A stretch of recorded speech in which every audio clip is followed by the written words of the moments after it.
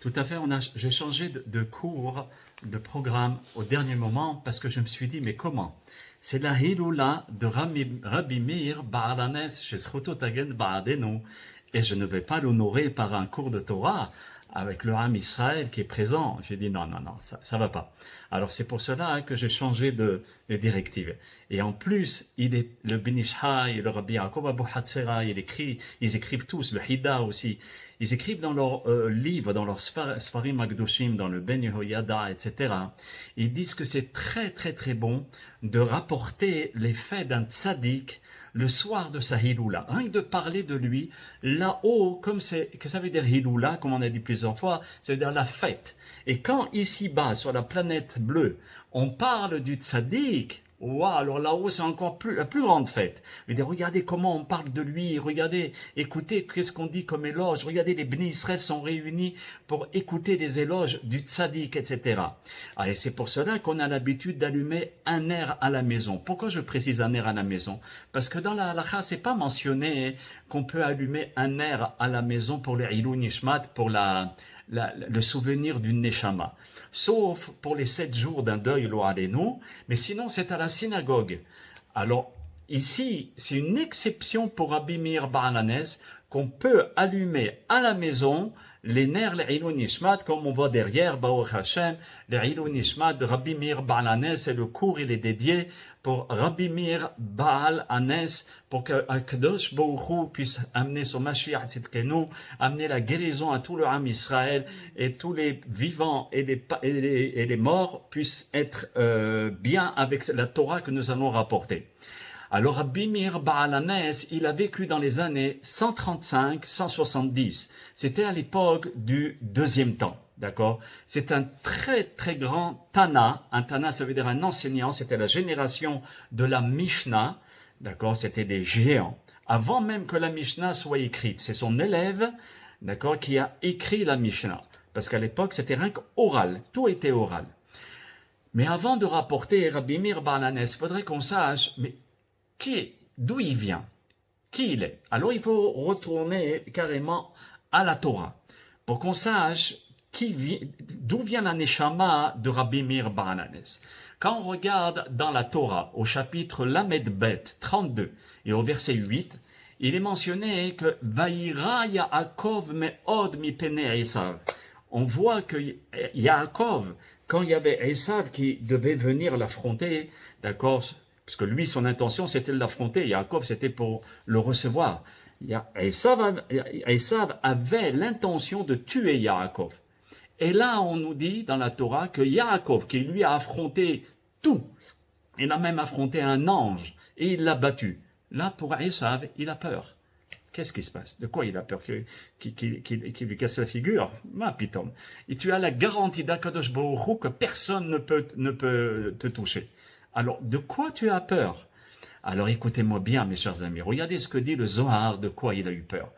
Il a eu peur parce qu'il connaissait sa force, Yaakov Avinu. C'était pas seulement une force spirituelle qui était colossale, mais aussi une force matérielle et physique. Pour se battre, il pouvait se battre avec des milliers de personnes, comme on voit dans le Midrash. D'accord? Il avait une force colossale dans le physique aussi. Sa Torah le protégeait. Maintenant, malheureusement, on n'a plus ça. Parce qu'on n'est pas à un niveau comme Yaakov Avinu. Et donc, Yaakov Avinu a eu très peur pour la seule et unique raison. Comme il connaissait sa force, il avait peur de tuer son frère.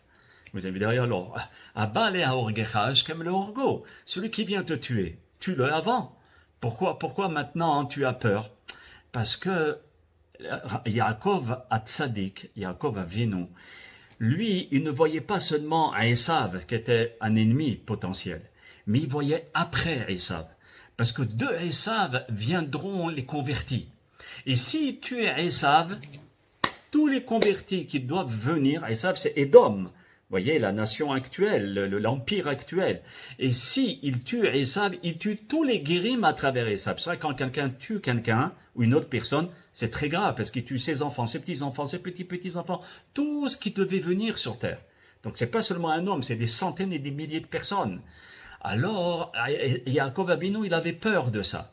de tuer Esav et de ne pas faire venir les Neshamot, des guérim, des convertis qui viennent des nations. D'accord. Et donc, qui sont les ancêtres de Rabbi Meir Baal HaNes? Eh bien, comme vous l'avez deviné, ce sont des guérim, un converti. D'accord. On voit dans la Gemara Gittin, à la page Kouf Lamed Het, 138. On voit qu'il y avait un général qui s'appelait Néron. Il y a eu beaucoup de Néron. Mais là, c'était le Néron. D'accord. Néron, on dirait que ça ressemble à Ner. Néron, Ner.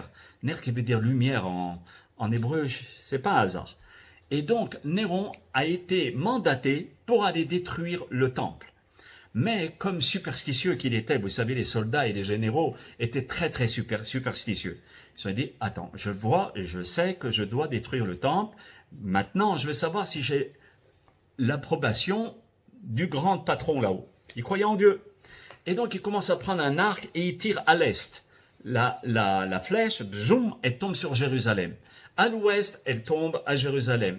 Sud et nord, pareil, elles tombent toutes en direction de Jérusalem. Il dit, oh, je vois par ici, par là, que Akadosh Baruch Hu m'envoie pour détruire son temple, parce qu'il faut le détruire. Malheureusement, par rapport à la mauvaise conduite des bénis Israël. Mais pourquoi me choisir moi? Regardez Néron. Je dis, pourquoi me choisir? Je sais que celui qui va détruire le temple, c'est une mauvaise action, c'est une destruction, un massacre. Donc, il va rendre des comptes. Pourquoi moi veux-tu qu'on me rende des comptes et que je puisse mourir d'une manière atroce par rapport à cette faute? Alors, qu'est-ce qu'il a fait, Néron? Il est parti et il est allé se convertir au judaïsme. D'accord? Et le père de Rabbi Meir Baal HaNes est un descendant de Néron. D'accord?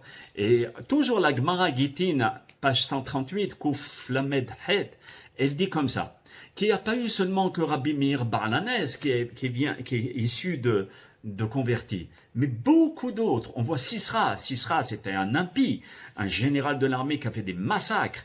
Eh ben, Rabbi Akiva descend de Sisra. Sanheriv, qui était une catastrophe à l'époque de Yael, eh ben, il y a eu les plus grands élèves, Shmaya et Avtalion, d'accord, les grands élèves de Hillel et de Shammai, qui sont venus et qui ont enseigné la Torah à tout Israël. Vous avez tous entendu dans la Megillah d'Esther de Haman, qui voulait détruire tout le peuple d'Israël, enfants, femmes, tout le monde. Eh ben, il y a eu Rabbi Shmuel Bat Shillat, qui descend de Haman Rasha. Donc, Yaakov Avinu avait peur de tuer indirectement Rabbi Meir, la Neshama de Rabbi Meir Baal HaNes, et qu'elle ne vienne pas sur terre, ou Rabbi Akiva, ou Shmaya Avtalion, et d'autres encore, plein de convertis, qui sont des vrais convertis, et qui viennent par l'intermédiaire de la descendance de Édom. Donc, Rabbi Meir Baal HaNes, tout à fait, il est descendant, d'accord, indirect de Néron. Et dans la Gemara Yebamot 63b, d'accord, Samer Gimel Hamoud Aleph, au folio A, on nous dit que Rabbi Akiva, qui était le maître de Rabbi Meir Baal HaNes, il avait 24 000 élèves et comme vous le savez tous, dans cette période, ils sont tous morts. Et il y a eu une très grosse épidémie qui s'appelait la Askara, qu'on en cite dans la Gemara Yebamot, qui est l'estrangulation. On a expliqué dans un cours pourquoi ils sont morts de l'estrangulation. On a expliqué là-bas pourquoi. Maintenant, Rabbi Akiva, lui, quand il voit les 24 000 élèves qui sont ces 24 000 enfants qui sont morts, eh ben, il ne s'est pas découragé. C'était ça la particularité de Rabbi Meir. Et il va renaître la Torah dans le monde, grâce à 5 élèves, d'accord? Rabbi Meir Baal HaNes en premier, d'accord? Rabbi Shimon Bar Yochai, Rabbi Yossé, Rabbi Nehemia et Rabbi Yehuda. On sait très bien que Rabbi Meir Baal HaNes les dépassait à tous, aussi bien en Torah qu'en Yirat Shamayim, en crainte de Dieu. C'était quelqu'un qui n'avait pas seulement la connaissance, c'était quelqu'un qui craignait énormément Dieu. Et donc Rabbi Meir Baal HaNes n'avait pas seulement que Rabbi Akiva comme maître, il avait aussi Rabbi Ishmael, il avait aussi un Rav qui était épicurien à la fin de sa vie. C'est Elisha ben Avouya que vous avez entendu parler. Et la Gemara Hagiga nous dit très bien que son maître, Elisha ben Avouya, qui était une lumière, on peut en faire un autre cours, comment ça se fait qu'il a perdu la tête quand il est monté dans les sphères, il a vu la Merkava, etc., il a perdu la tête. D'accord? Il est devenu un épicurien, un picoros. Et donc, les sages, ils nous disent, ben vous savez, Rabbi Meir, c'est ça sa grandeur, c'est qu'il a su être une messanénette, un tami. D'accord? Il a mangé la date et il a jeté le noyau. C'est-à-dire, il a pris la Torah de Rabbi Elisha ben Avouya, qui était un grand Torah, d'accord? Et il a jeté le noyau, cela veut dire tout ce qui était épicurien, les idées pas bien, d'accord? Rabat, dans la Gemara, il dit, pourquoi les sages sont-ils comparés à des noix, d'accord? Les noix, parce que les noix, même si la coquille, elle tombe dans la boue, eh ben, c'est pareil. L'intérieur sera propre, c'est rien que l'extérieur qui est sali. Eh bien, c'est exactement pareil pour les sages. Si le sage s'est amoindri, soit dans sa chokhma, soit dans sa yirat ou bien comme Elisha ben Avouya, il a perdu la tête, eh bien, son enseignement ne perd pas sa valeur. Et même si Rabbi Meir va enseigner ou transmettre des idées de Elisha ben Avouya, malgré tout, on les écoute, parce que ça a été la vraie Torah, d'accord? On voit très bien que Rabbi Meir Balanes, il a promis à son maître, il lui a dit, Rabbi, je te promets que faites chouva. Et on voit que Elisha ben Avouya, sur son lit de mort, il a pleuré. Et il est parti de ce monde. Rabbi Meir Balanes, il a fait toutes les prières et les tikkunim de façon à faire sortir son maître du Gehinam, d'accord, de l'enfer. Et Rabbi Yohanan, qui était aussi un de ses élèves, a réussi à enlever le feu. Il y avait une fumée sur la tombe de Elisha ben Avouya qu'on appelait après Aher, l'autre, tellement il a été renégat. Et Baruch Hashem, c'est les élèves qui ont sauvé Elisha ben Avouya. Et on raconte que même là-haut, quand il est arrivé, on ne pouvait pas le mettre au Guénam, parce qu'il avait tellement de Torah que cette Torah le protégeait. Donc, grâce aux élèves, il a pu en sortir, d'accord? Et c'était ça, si vous voulez, la particularité de Rabbi Meir Balanes, le discernement. Il savait exactement ce qui était vrai de ce qui était faux. Et dans notre génération, malheureusement, c'est un petit peu la belle, c'est un petit peu le désordre. C'est pour cela qu'est heureux la personne qui a ce discernement et qui sait exactement où il va et qu'est-ce qu'il faut prendre et qu'est-ce qu'il ne faut pas prendre. D'accord? Le Ben Ishai, Rabbi Yosef Haïm, dans le Ben Yehoyada, c'est des livres de la Gemara où il a commenté tout le Talmud, il dit pourquoi Rabbi Meir Balanes, spécialement lui, a mérité tout ce qu'il a mérité. Qu'est-ce que je veux dire il a mérité? On va voir tout à l'heure des Ma'asim que quand on dit Elaha de Meir Aneni, le Dieu de Meir, écoute-moi, c'est une ségoula pour tout le Ham Israël, à n'importe quel moment de l'année, et encore plus forte raison ce soir, que Elaha de Meir Balanes, qu'Akadosh Baruch Hu, il rend betchouva tout le Ham Israël avec la brioute, avec la santé, la parnassa, le nachat, Be'ezrat Hashem. Et tous les célibataires puissent se marier avec l'âme de la racine de leur âme, Be'ezrat Hashem itbarach, avec une bonne parnassa. Et quand on va dire ça, Rabbi Meir Balanes, il garantit que ça va être écouté. Pourquoi lui, pourquoi spécialement lui, il a mérité de ce beau cadeau, de ce joyau qu'Akadosh Baruch Hu lui fait part? Alors, écoutez ce que dit le Ben Yehoyada. Il dit une idée fantastique que je voudrais partager avec vous. Avant, on va faire une bracha. Leilou Nishmat Rabbi Meir Balanes Atana Eloki.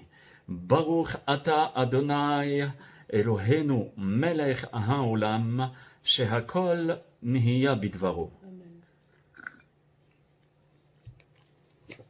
Comme mes micros sont coupés, vous ne pouvez pas répondre en chantant pas le Amen. Mais vous avez le droit en direct de répondre Amen. Mais ceux qui écoutent l'enregistrement n'ont pas le droit. Alors, le Ben Yehoyada, il dit, il est mentionné, c'est un klal, c'est une généralité dans la Torah. Kol Israël arevim zelazé. Tout Israël est garant pour l'autre. Ça veut dire quoi? S'il y en a un en Chine, à Strasbourg, à Tataouléba, sur la Lune, il fait une mitzvah. Eh bien, tous les juifs du monde sont associés à sa mitzvah. Parce qu'on est tous associés. Et le contraire, pareil, je ne voudrais pas trop m'étendre là-dessus. D'accord? Mais regardons le positif. Une petite mitzvah, eh bien, tous, on est associés à sa mitzvah. C'est pour ça qu'on ne fait pas tahanoun, des supplications, le jour qu'il y a une bar mitzvah. Pourquoi? Parce que celui qui va être bar mitzvah maintenant, il rentre dans le peuple d'Israël. Il était juif, attention. Mais maintenant, il fait les mitzvot, il est associé aux mitzvot. Et donc, nous, on est contents, parce qu'on a des mitzvot en plus grâce à ce petit garçon. voyez, c'est pour ça qu'il faut être dans la Torah. Et donc, à ce moment-là, quand s'arrête la Kol Israël Arevim Zelazé, cette association, c'est lorsqu'on part de ce monde. D'accord? Quand on part de ce monde, c'est pour ça qu'on pleure quand la personne elle part, aussi pour la tristesse, mais aussi parce que on n'a plus les mitzvot qui nous reviennent de cette personne-là. Quand un tzaddik qui s'en va, vous vous rendez compte? Tous les mitzvot qu'il faisait, eh ben on était associés avec lui. Donc on a de quoi pleurer. D'accord? Et donc il faut combler maintenant ce manque. Et comment on va le combler? C'est pas facile. C'est pour cela que l'on pleure. Écoutez-moi bien. Rabbi Meir Baal Hanes Ben Ish Chai dit, eh ben lui fait partie de l'exception. Que même dans sa tombe, il est vivant, comme tous les autres tzadikim, mais lui encore plus que vivant. Et lui, il est toujours associé à la génération des vivants. Ça veut dire, c'est comme s'il était vivant avec nous, voyez. Et il nous protège par le mérite de toutes les Mishnayot qu'il a écrites. Vous savez que Mishnah, c'est exactement les mêmes lettres que Neshama. Et c'est lui qui a écrit la plupart des Mishnayot, d'accord? Regardez, toutes les Mishnayot, qu'on ne cite pas les noms du Rav, c'est Rabbi Meir, Stam Mishnah, Rabbi Meir. Lorsqu'on dit le matin, d'accord, tous les Mishnayot des Korbanot, c'est Rabbi Meir.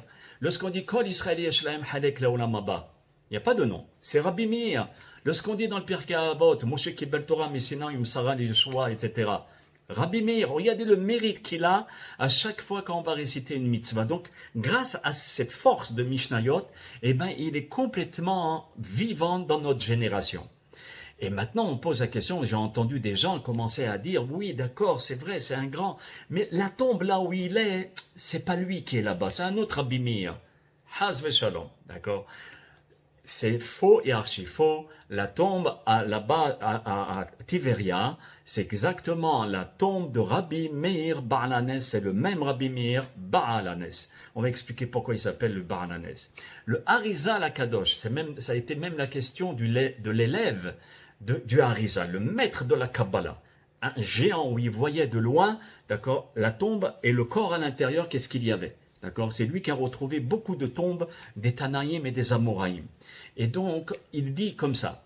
Il écrit dans le livre Sha'ara Gilgolim au Saïf 1, au premier Saïf, il dit que sachez que là où est enterré Rabbi Meir, c'est vraiment Rabbi Meir Baal Hanes, et qu'on ne raconte pas des histoires de scientifiques, etc., parce il y a eu des fouilles, et à l'intérieur même, on voit des preuves que c'est des anciennes constructions qui ressemblaient à l'époque de la Mishnah. Et en plus, là où il y avait le Rav qui était enterré, eh ben, à côté, il y avait une yeshiva du Rav.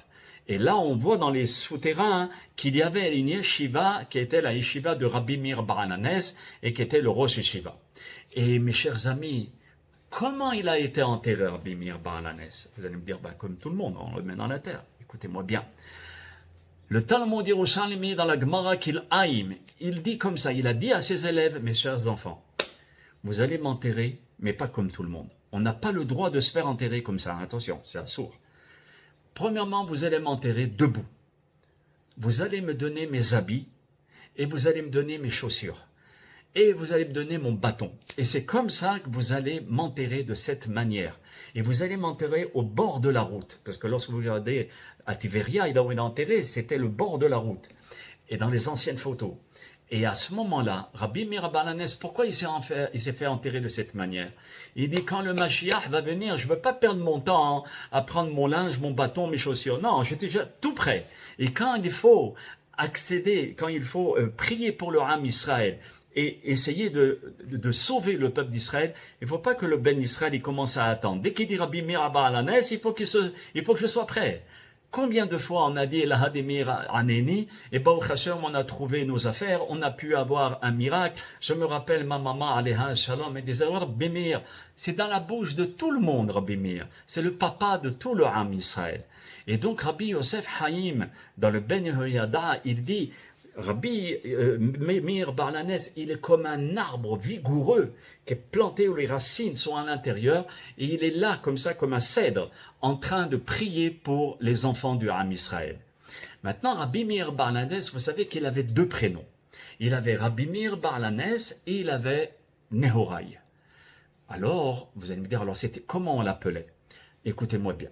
j'ai entendu d'un Ben Israël, d'un Talmid Hacham, qui s'appelle Rabbi Tchenio. Et il nous dit comme ça. Rabbi El-Azar ben Arar, qui était bien des générations avant, qui était une sommité. Rabbi El-Azar ben Arar, même Rabbi Mordechai Eliyahu Zecher Tzadik Kadosh Lebracha, il partait tous les mois chez Rabbi El-Azar ben Arar pour prier dans sa tombe. Et lui, comment il s'appelait Rabbi El-Azar ben Arar? Il s'appelait Nehorai, qui veut dire la lumière. D'accord.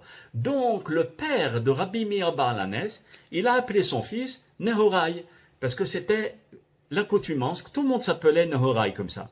Alors, les élèves et puis les compagnons de Rabbi Meir, pour le distinguer des autres, parce qu'il y avait beaucoup de Nehorai, ils l'ont appelé Rabbi Meir, la lumière, d'accord? Car encore Meir, ça veut dire quelqu'un qui va donner la lumière à l'autre. Nehorai, c'est seulement lumière. Mais Meir, ça veut dire accorder la lumière aux autres.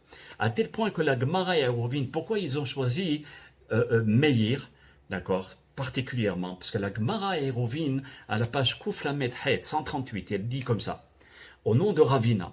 Ravina, il dit, lorsqu'on voit Rabbi Meir Baal Hanes au Beth Midrash en train d'étudier la Torah, c'est pas comme ça sur son coussin, ou bien comme doucement, comme ça, on a l'impression qu'il déracine des montagnes. Vous avez vu un géant qui déracine une montagne géante. Eh bien, pareil, Rabbi Meir Baal Hanes, il prend la montagne et il la broie. Tellement il discutait, il arrivait à prouver des choses incroyables. Donc, il éclairait sa génération de sa propre Torah. Et dans le Gemara Sanhedrin, page 86a, on nous dit, comme je vous ai dit tout à l'heure, que Rabbi Meir Baal Hanes, il broyait la halakha. Ça veut dire qu'il était tellement puissant que c'est les gens, les rabbanim plutôt, les rabbanim de sa génération, lo yachlou la redet les sofdato. Ils n'arrivaient pas à aller à la profondeur de son idée et dans ses raisonnements, tellement il était puissant. C'est pour cela que même si on dit Stam Mishnah Rabbi Meir, même si on dit ça, et qu'il a, sur les 524 chapitres de la Mishnah, lui, il connaissait tout par cœur, d'accord, les 60 sdarim de la Mishnah. Et 60, c'est la même valeur numérique de Gaon. Gaon qui veut dire un génie. C'est la même valeur numérique. C'est pour cela qu'on dit que celui qui connaît toutes les Mishnayot par cœur, c'est un Gaon, parce qu'il connaît tout ça, d'accord. Et Rabbi Meir Baal Hanes, il connaissait tout ceci. Il a compilé 335 halachot à partir de la Mishnah, mais quel halachot? D'une manière exceptionnelle. Il était si grand, d'accord, que maintenant on comprend pourquoi la halacha n'est pas comme lui. C'est comme Rabbi Eliezer ben Urkanous. Il était tellement puissant que ça nous dépassait. Et donc la halacha, c'est de façon à ce que nous, on puisse comprendre, d'accord, quelque chose de logique. Et donc lui, il était tellement puissant, aussi bien Rabbi Eliezer ben Urkanous ou Rabbi Meir Baal Hanes, que la halacha, on ne peut pas la faire comme un rav qui est trop puissant. On la prend selon les gens, les rabbanim, qui sont puissants, mais qui peuvent nous mettre la halakha à notre niveau. D'accord? Et dans la Gemara à Eruvin, à la page 138 toujours, on nous dit que Rabbi Meir Baal Hanes, pourquoi on ne va pas prendre la halakha comme lui? Parce que tu vas lui donner une halakha, il va te donner 48 raisons pour la rendre pure. Et de l'autre côté, il va te donner 48 raisons pour la rendre impure. Tu ne peux pas discuter avec une personne comme ça. C'est trop fort. D'accord? Tu lui dis, mais le porc, c'est marqué dans la Torah que c'est assour. Lui, il va te prouver avec 48 raisonnements que c'est moutard. Smallah. D'accord? C'est pas pour nous. Donc, c'est pour cela que la halakha n'a pas été tranchée, parce que son raisonnement est trop puissant. Au moment où le Mashiach viendra, c'est sûr qu'à ce moment-là, la facette de Rabbi Meir Baal Hanes sera dévoilée à tout le monde, d'accord? Et dans le Talmud Yerushalmi, on raconte son érudition. On voit que dans la ville de Asiya avec un Aïn, c'est le nord d'Israël, là-bas, il n'y avait pas de Megillah le jour de Purim. Et à cette époque, on ne pouvait pas écrire la Torah orale, d'accord? Il fallait vraiment le texte de la Megillah pour pouvoir l'écrire, comme la mezouza. On ne peut pas écrire une mezouza de tête. Il faut avoir le texte devant lui. Pareil, un Sefer Torah. C'est une loi. Rabbi Meir Baal Hanes, il était tellement grand qu'il a su écrire de tête toute la Megillah est de savoir exactement quand le mot de Achashverosh s'écrit avec un Vav, ou quand le mot de Yehudim, ça s'écrit avec deux Yud, Yehudim ou Yehudim, il savait exactement chaque partie de la Megillah par cœur. Et donc c'était ça, sa grandeur. Il était lavlav, d'accord? Lavlar, c'est quelqu'un qui est sofer, qui fait le scribe. Et à cette époque, c'était pas payé très cher. Maintenant, une paire de mezouza ou une paire de tefilin ou mezouza, ça coûte très cher, mais à cette époque, non.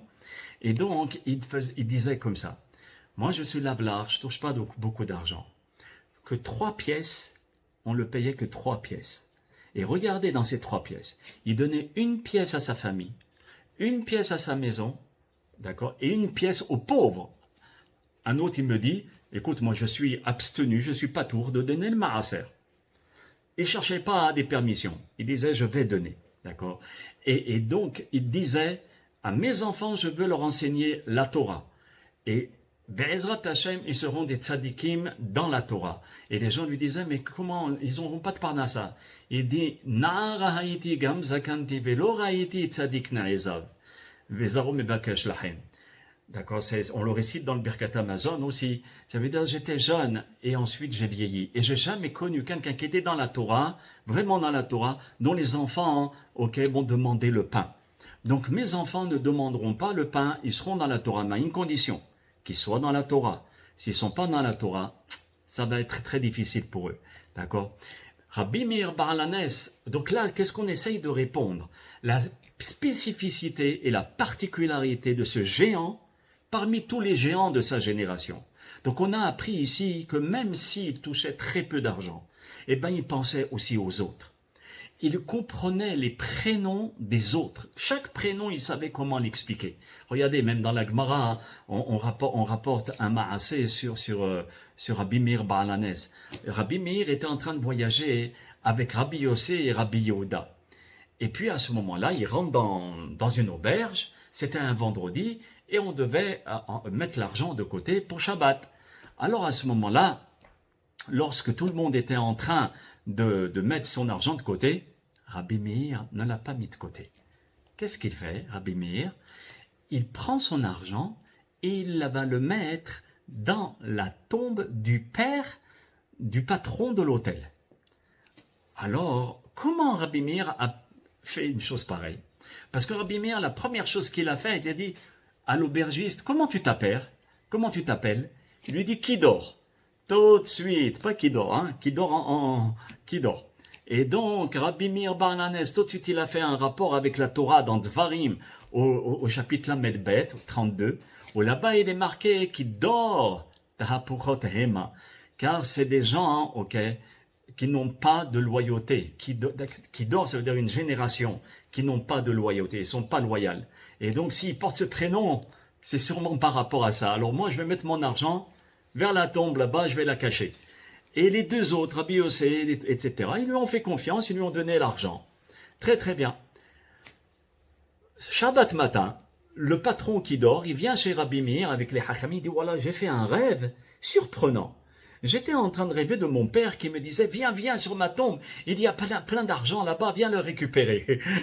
Alors le Rabbi Meir lui dit, mais comment? Sur un rêve, tu vas déranger ton père qui est en train de dormir tranquillement là-bas. Qu'est-ce que tu vas creuser la tombe de ton père? Laisse tranquille, etc. Mais Rabbi Meir, tout de suite, il s'est dit, oulala. Le samedi soir, il a vite pris son argent, Rabbi Meir, et il l'a caché. Par contre, les deux autres, quand ils ont voulu réclamer son argent, monsieur qui dort, d'accord, il n'était pas en train de dormir. Il a dit, oui, bonjour, l'argent, quel argent? Je sais pas, je vous connais pas. Vous m'avez jamais donné d'argent, ni rien du tout. Rabbi Meir, quand il entend ça, il dit, ah, tu vois, j'avais pas tort. Donc, qu'est-ce qu'il fait? Il a remarqué que sur la barbe de ce monsieur qui dort, qui n'était pas un juif, d'accord, il y avait des lentilles. Il y avait un lentille. Donc, il avait compris que ce jour-là, il avait mangé des lentilles. Qu'est-ce qu'il fait? Il s'en va avec Rabbi Yossé, avec les rabbanim, ils s'en vont. Mais Rabbi Meir, il dit, oh là là, j'ai oublié quelque chose, et il revient à l'hôtel, d'accord, à l'auberge. Et il va voir la femme de cet aubergiste qui avait récolté tout l'argent de qui dort. Il dit, wow, je suis riche maintenant. Et donc Rabbi Meir, il lui dit, parce que Kidor a donné l'argent à sa femme. Donc la femme avait tout l'argent en sa possession. Et Rabbi Meir vient chez sa femme, lui dit, je viens de la part de ton mari Kidor, et il m'a dit de me donner tout l'argent qu'il t'avait donné. Alors la femme lui dit, donne-moi un indice. Je ne peux pas te donner l'argent comme ça. Il lui dit, oui. Il m'a dit qu'à midi, vous avez mangé des lentilles. Et donc c'est ça la preuve que c'est vrai que tu dois me donner l'argent. Et c'était vrai. Et à ce moment-là, la femme l'a cru et il lui a donné l'argent. Lorsque Kidor, il rentre le soir, d'accord, du travail, il dit à sa femme, donne-moi toute la bourse que je t'ai donnée. Il lui dit, mais tu m'as dit de le donner à quelqu'un que tu m'as envoyé ici. Il lui dit, qui? Comment? Et c'est là où il a compris la ruse de Rabbi Meir. Et tellement il était énervé pour se venger, il a tué sa femme. Hachem Ishmor, vous voyez? Aussi de l'autre côté, donc il savait interpréter chaque prénom en rapport avec la Torah. Mais regardez pourquoi aussi Rabbi Meir Baal HaNes a reçu cette clé qui est un joyau de dire Rabbi Elaha de Meir Haneni tout de suite. D'accord, c'est sûr, c'est à travers un massé, mais avant, je vous raconte un autre. La modestie de Rabbi Meir Baal HaNes. On raconte dans le Midrash Vayikra Rabbah au chapitre 9, d'accord, Halacha 9. Un jour, Rabbi Meir Baal HaNes, et vous allez me dire, mes chers amis, une fois que vous allez écouter cette histoire, vous allez me dire qui est capable de faire ce que Rabbi Meir Baal HaNes va faire. Dans notre génération, c'est pas n'importe qui. Écoutez bien. Rabbi Meir enseignait la Torah le vendredi soir. Et donc il enseignait, et quand il commençait un cours, c'était pas une demi-heure ou une heure comme nous. C'était 3, 4, 6, 8 heures. Et il rentrait dans les mystères de la Torah et les gens, ils étaient assoiffés. Et ils écoutaient la Torah de Rabbi Meir Baal HaNes.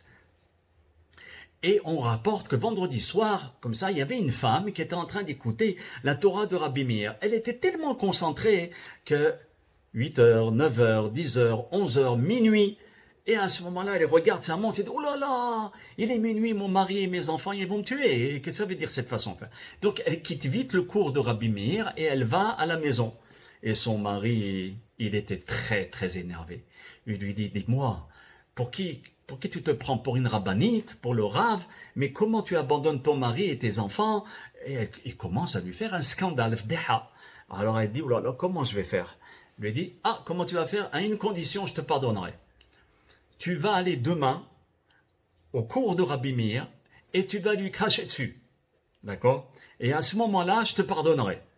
Pour dire que lui, il n'est pas plus important que moi. Ça devait être quelqu'un qui devait être un petit peu fatigué du cerveau. D'accord? Et donc, la pauvre femme, elle vient au cours le lendemain, elle se dit, comment je vais faire? Mais je ne peux pas faire une chose comme ça. Rabbi Meir Baal HaNes, une lumière. Comment je vais faire?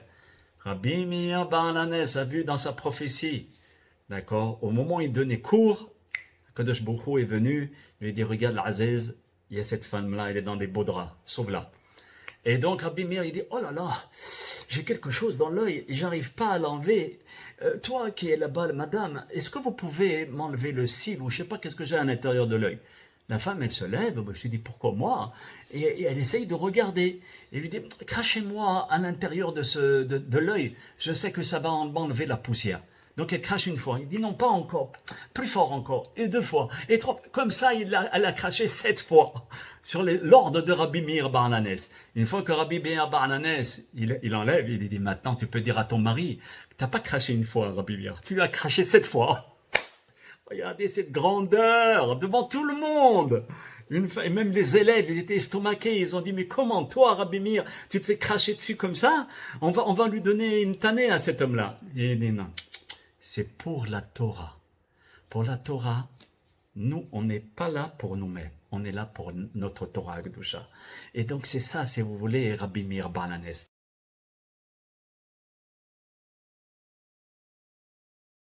Il va se marier, ça devait être une géante. Eh ben oui, Rabbi Meir Baal HaNes, lui, c'était un géant. Et il était marié avec une géante. Dans la Gemara Avodah Zarah, Yudhet Amudbet, à la page 18, on dit que Bruria, c'était la femme de Rabbi Meir Baal HaNes. D'accord? Et donc, Bruria, c'était la fille aînée de Rabbi Hanania ben Teradion, grand Tana. Et une fois, Bruria, elle voit un Tana, pas un petit rabbin de quartier, ou un élève, un Tana, des Tanaïm en train d'étudier la Torah, mais ils étudiaient à voix basse. Et il est connu que lorsqu'on étudie à voix basse, on ne retient pas la Torah. Il faut l'étudier à voix haute. Et la Torah, elle rentre dans la tête. C'est sûr que si votre femme ou les enfants dorment, il faut être sage. On ne peut pas étudier la Torah à voix haute en disant, ça, j'ai entendu du cours qu'il faut étudier à voix haute et ça vient de la rabbinite Boroya. Non, il faut être sage. Et donc là, elle voit ces Tanaïm en train d'étudier, mais à voix basse. Elle vient et les a bousculés. D'accord, il y en a qui disent qu'elle a haussé la voix envers des Tanaïm. C'est comme si tu viens chez le grand rabbin d'Israël et tu lui cries dessus. Et, oh. Eh bien, elle leur a dit, comment vous pouvez étudier à voix basse lorsque vous voulez que la Torah puisse se répandre plus tard à vos enfants et vos élèves? Étudier à voix haute. Elle pouvait étudier Brouria par cœur dans les journées d'hiver, près de 300 halachot, pas les étudier, pas les lire, les étudier et les commenter et les expliquer. Pourquoi on dit dans les journées d'hiver? Parce qu'en hiver c'est très court. Tellement son cerveau allait vite, même dans les journées les plus courtes, elle était capable d'expliquer 300 halachot. D'accord? Et elle faisait le shalom comme on voit dans la Gemara Brachot, etc. Mais maintenant, aussi on voit cette grande femme, Brouria, qui était la femme de Rabbi Meir. On voit ce maasé incroyable qui est rapporté dans le Yalkut Shimoni, qui est rapporté là-bas sur Michelet. Et il dit que Rabbi Meir Bar Hanès, il avait deux garçons. Et ces deux garçons, ils sont morts le jour du Shabbat. Lo aleno velo alam Israël. Rabbi Meir Bar Hanès, il n'était pas au courant, mais Brouria l'a su. Et à ce moment-là, elle a mis une couverture sur leur lit. Et Rabbi Meir, il va à la choule, il va à la synagogue prier. Le lendemain matin, il reprit. Il dit, où sont les enfants? Il dit, ils vont venir. À Sourda Shelishit, ils vont venir. Elle a réussi à tirer comme ça pendant tout le Shabbat. Et au moment de la Havdalah, Rabbi Meir, il dit, on va faire la Havdalah avec les enfants. Il dit, oui, ils vont venir, ils sont partis, ils vont revenir. Fais la Havdalah maintenant, c'est important. Et lui sert la Sourda Shelishit, et lui dit, fais le Birkat Hamazon maintenant, comme ça, après le Birkat Hamazon, ils vont venir. Bon, Rabbi Meir, il écoute sa femme, d'accord? Je vous dirais, avec une Tanaïte comme Brouria, il ne faut pas trop discuter. Il continue à faire le Birkat Hamazon, etc. Et c'est au moment où le Shabbat est sorti avec la Havdalah, d'accord? Elle vient et lui dit, viens. Tu sais, j'ai une question à te poser. J'avais un cadeau qu'on m'a remis, d'accord? Un grand prêt qu'on m'a remis. Cette bourse, maintenant, on me demande de la rendre. Est-ce que je suis obligé de la rendre? Rabbi Meir, il dit, mais c'est quoi cette question, Rabbi Brouria? C'est évident que tu dois la rendre, elle était en gage. Il dit, alors viens. Elle l'amène vers la chambre, et là, il voit ses deux enfants morts. Et il dit, ouais, mes maîtres, il considérait ses enfants comme des maîtres. Il disait, mes maîtres, comment vous êtes partis de ce monde? J'aurais plus personne à qui je pourrais discuter de halakha et me confier à vous pour essayer de discerner un point de la Torah. Et regardez, il n'a pas mis en cause Akadosh Baruch Hu. Il a accepté, Brouria a accepté. Ça veut dire que ces grands maîtres, ils étaient imprégnés d'une kedusha exceptionnelle, mais d'une emuna top. Il n'y a pas de mots. D'accord? C'était du top. Ils ne mettaient jamais Akadosh Baruch Hu en question. Vous savez que Rabbi Meir Bar Hanès, il fut témoin de l'assassinat des 10 martyrs. C'était les 10 grands maîtres du peuple d'Israël. Rabbi Akiva, Rabbi Hanina ben Teradion, qui était son beau-père. Ils ont mis un Sefer Torah autour de lui. Ils ont mis des éponges à l'intérieur pour qu'il souffre encore plus. Rabbi Oda ben Baba, des très très grands Tanaïm. Il n'a pas dit à Hachem, mais qu'est-ce que c'est ce Il acceptait, et c'était ça la grandeur de ces grands maîtres, de Rabbi Meir Bar Hanès, de ne pas discuter avec Akadosh Baruch Hu. Il sait ce qu'il fait, c'est le grand patron. Nous, on est là pour suivre les directives de la Torah Kedusha. Et là, j'en viens au deuxième point de Rabbi Meir Bar Hanès. Ce qu'il avait de particulier pour que tout le monde dise la Ha de Meir, et on peut être sauvé. Il était toujours là pour sauver les autres. Toujours là pour sauver les autres. Une fois, on a entendu que, et non, il était dans le Beth Midrash, et il sort du Beth Midrash en vitesse. Tout le monde était étonné. Et il dit, dans le chemin, il dit à sa Havruta, à son compagnon d'études, il dit, j'ai entendu des serpents qui vont aller tuer Yehuda, lui, sa femme et ses enfants. Donc, je pars vite à Anatot pour le sauver. Anatot, c'est à côté de Jérusalem.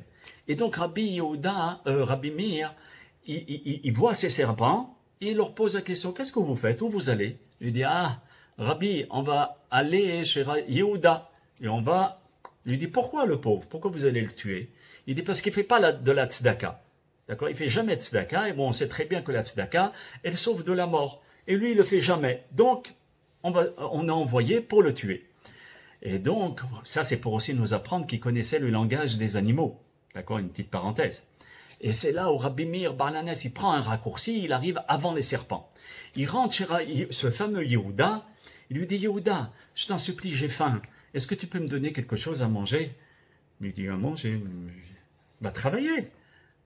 T'es un parasite. Qu'est-ce que tu vas me demander la tzedaka? Et donc, regardez la grandeur de Rabbi Meir. Il prend un morceau de pain et lui dit, regarde, ce pain-là, donne-le-moi, donne-le-moi. Il ne pouvait pas lui dire pourquoi. Donne-moi, comme ça je le mange. C'est sûr que Rabbi Meir, à ce moment-là, il s'est fait passer pour un fou. Comment, tu me donnes pour que je te redonne? Ok, je vais t'écouter. Et il lui donne le pain. À ce moment-là, lorsque le Rabbi voit les serpents venir, il lui dit, où vous allez? Il lui dit, ben, on va tuer Yehuda, comme on te l'a dit. Il lui dit, non. Vous m'avez dit parce qu'il ne fait pas de tzedaka. C'est faux. Regardez ce qu'il m'a donné. Il m'a donné le pain. Alors qu'est-ce que vous voulez de lui? Négatif. Il a fait de la tzedaka. Les serpents n'ont pas démordu. Et Rabbi Meir Bar Hanès, il rentre dans la maison, il ferme la porte et il dit à la femme, avant de fermer la porte, il dit à sa femme de Yehuda et à son fils d'aller dans une autre maison. Et lui, il est resté avec Yehuda. Et à ce moment-là, donc le serpent, qu'est-ce qu'il fait? Il prend la voix, de la femme de Yehuda. Il dit, je t'en supplie, ouvre-moi la porte, ouvre-moi la porte. Et Rabbi Meir lui dit, non, n'ouvre pas la porte, c'est le serpent qui a pris la voix de ta femme, n'ouvre pas. Et 2 heures ou 3 heures après, il entend encore une voix, la voix de son fils. Il dit, je t'en supplie, papa, ouvre-moi, il fait froid ici. D'accord? Tous les dessins animés que vous voyez là, etc., c'est basé sur le Midrash. Et donc, à ce moment-là, Rabbi Meir lui dit, n'ouvre pas la porte parce qu'il va te tuer. Et Baruch Hashem, il a écouté Rabbi Meir Bar Hanès. Et le lendemain matin, quand il ouvre la porte, il voit des serpents morts devant sa porte. Et avant de mourir, ces serpents ont dit, malheur à nous, car les cieux ont décidé une chose, ça veut dire de tuer Yehuda, mais en bas sur la planète Terre, Rabbi Meir Bar Hanès a annulé le mauvais décret. Vous vous rendez compte un petit peu? Et donc, comme je vous disais, le dévouement de Rabbi Meir, regardez, de sauver la voie. Il ne se dit pas, c'est pas mon affaire. Il va aller courir pour aller sauver le Yehuda. On voit aussi le dévouement de Rabbi Meir, la sœur de Brouria, qui était la fille de Rabbi Hanan ben Teradion. Elle a été enlevée, et kidnappée pour aller, malheureusement, il voulait la prendre comme une fille, une prostituée, d'accord? Et c'est très grave.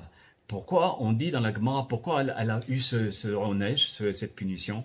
Parce qu'une fois elle marchait et les soldats romains étaient en train de dire, waouh, comment elle marche bien, l'allure de cette fille est belle. Et elle a commencé à accentuer un petit peu sa démarche. Et boum badaboum, à cause de ça, elle va payer le prix. Et elle va le payer très, très cher. C'est qu'elle a été kidnappée, elle a été prise pour faire des choses dans l'islam. Et donc, Brouria, elle dit, mais Rabbi Meir, ma sœur, elle est là-bas, comment tu peux rester sans rien faire lorsque ma sœur, elle est là-bas? Elle lui dit, écoute, regarde, si elle est restée pure, ta sœur, je pourrais la sauver par un miracle. Mais si elle n'est pas restée pure, je ne pourrai pas. Alors, avant de partir, il prend une grande bourse d'argent, il la met dans sa poche, et il s'en va, il se déguise en général, en romain, comme ça, en romain, et il va dans cet endroit-là. Vous savez que partir dans ces endroits-là, c'était risqué. Il risquait sa vie, Rabbi Meir, à ce moment-là. Et il s'adresse au gardien et lui dit, je peux voir cette jeune fille? Et il essaye, parce qu'il s'est caché le visage, etc., et il essaye de faire tomber dans la faute cette jeune fille, la sœur de Brouria, pour savoir si vraiment elle a résisté. Et il essaye, la sœur de Brouria ne savait pas que c'était Rabbi Meir, d'accord, parce qu'il était voilé. Et il essaye de lui dire, viens avec moi, on va s'amuser, etc. Rien à faire. Et selon toutes les réponses que la fille lui a données, c'est qu'elle était restée pure et que personne ne l'avait touchée. Et donc, à ce moment-là, Rabbi Meir Baal HaNes, il vient chez le gardien, il lui dit, écoute-moi bien, je veux cette fille-là, je suis prêt à la prendre avec moi. Il lui dit, mais je ne peux pas, parce que à ce moment-là, on va me rechercher, on va me tuer. Il lui dit, regarde, tiens, je te donne cette bourse, tout l'argent, d'accord, est pour toi, et à chaque fois qu'il y a quelqu'un qui veut te dénoncer, que tu as donné la fille, d'accord, à Rabbi Meir, tu lui donneras une pièce pour qu'il se taise. Mais le gardien, il n'était pas bête. Il lui dit, quand l'argent va tout se terminer, comment je fais? Et c'est là où Rabbi Meir Baal HaNes lui dit, écoute-moi bien. Tu vois les deux chiens en rage là-bas, les gros chiens, qui sont responsables de la surveillance, tu les vois?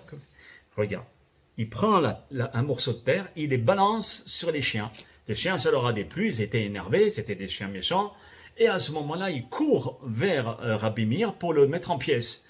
Et donc le gardien, il a eu une peur bleue. Et c'est là où Rabbi Meir il dit, Elaha de Meir Aneni, le Dieu de Meir, écoute-moi. Et 3 fois il a dit ça, et les chiens se sont arrêtés sur le champ. Rabbi Meir il dit au gardien, voilà, tu diras ça, et tu verras que rien ne t'arrivera. Ok. Vraiment, il était épaté, le gardien, et il donne la jeune fille à Rabbi Meir. Rabbi Meir s'en va. Mais entre-temps, il y a eu des mouchards qui ont vendu le gardien. Le gardien, il avait pas donné de l'argent, rien à faire, il s'est fait coincer. Et là, il a eu le verdict qui doit être sur la potence. Le pauvre gardien, il était sur la potence, et la potence, elle se casse. 1 fois, 2 fois, 3 fois. Je veux dire, alors, stop. Ça veut dire qu'il y a quelque chose qui se passe. Raconte-nous, qu'est-ce qui se passe? Il dit, regardez. À chaque fois quand vous tirez la corde, je dis, et la potence, elle se casse. Et donc, qui c'est Rabbi Meir? C'est Rabbi Meir Baal HaNes qui m'a dit ces goûts-là, cette manière de me sauver, et voilà, je me sauve à chaque fois. Il lui dit, bon, toi tu seras sauvé, mais Rabbi Meir Baal HaNes, on va le poursuivre.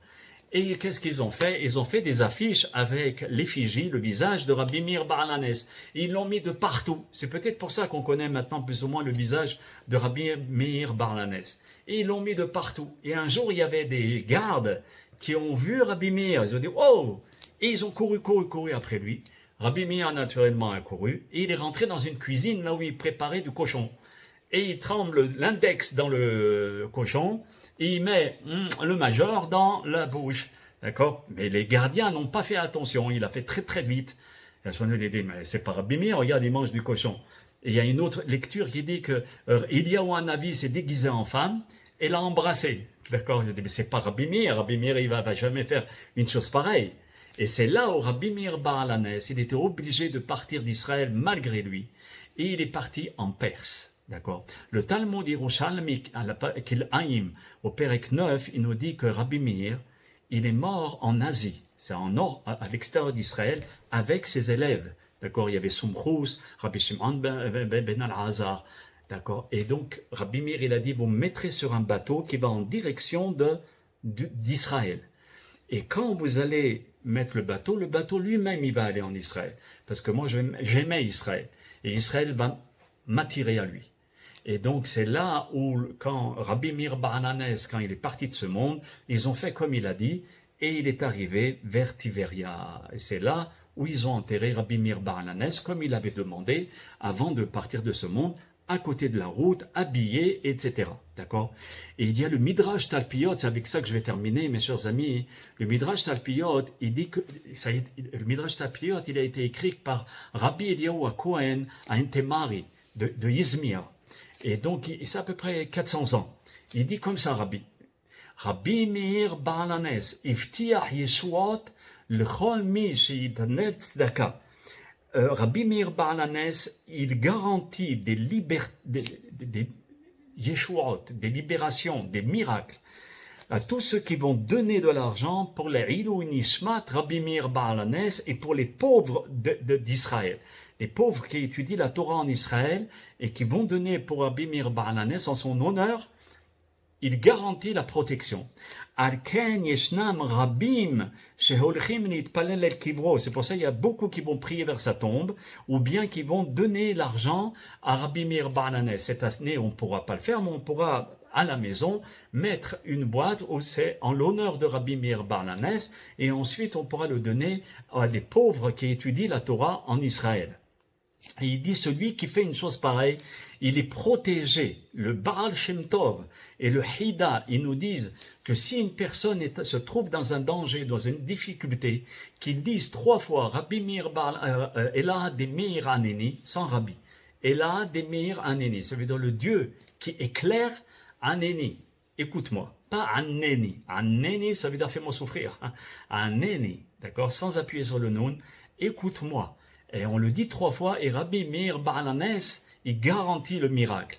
Et pourquoi on l'appelle Baal HaNes? Que je dis, je vais vous dire pourquoi on l'appelle Baal HaNes, parce que c'est lui, il est là, vivant, avec nous, dans notre génération. C'est lui qui maîtrise le miracle, il est le Baal HaNes, le propriétaire du miracle, le maître des miracles. Et il sait quand il doit agir le miracle, et à quel moment et pour qui. Regardez un petit peu la grandeur de ce grand maître. Ce grand maître, c'était pas, si vous voulez, n'importe qui. Et je vais terminer complètement pour vous dire, voilà pourquoi il a mérité cette ségoula. Que tout le monde, à travers toutes les générations, de nos parents, nos anciens, quand on dit la Hademir Aneni, parce que, il était très anav, très modeste, il était au-delà de la modestie. De 2, il avait une abnégation pour les autres, il se donnait pour les autres. Et on a vu dans les cours, au moment de l'ouverture de la mer Rouge, lorsque la mer ne voulait pas s'ouvrir, et on a vu, elle a vu Yosef, et elle s'est ouverte, parce que Yosef, c'était quelqu'un qui s'est sacrifié pour Hachem. Nachshon ben Aminadav, qui est rentré dans la mer, il s'est sacrifié pour le peuple d'Israël. Quelqu'un qui se sacrifie pour les autres. Hachem Yitbarach lui donne de l'autre côté. Et c'est ça, si vous voulez, la particularité de Rabbi Meir Baal HaNes, chez Zchuto Tagen Ba'adenu, Amen Keni Ratzon. Be'ezrat Hashem Yitbarach. Donc, c'est par rapport à ces 2 choses. La Hanava, trouvez-moi quelqu'un, comme je vous ai dit, qui est capable de recevoir les crachats dans son visage. Il n'y en a pas beaucoup. D'accord? Et la deuxième chose, il se donnait pour les autres. D'accord?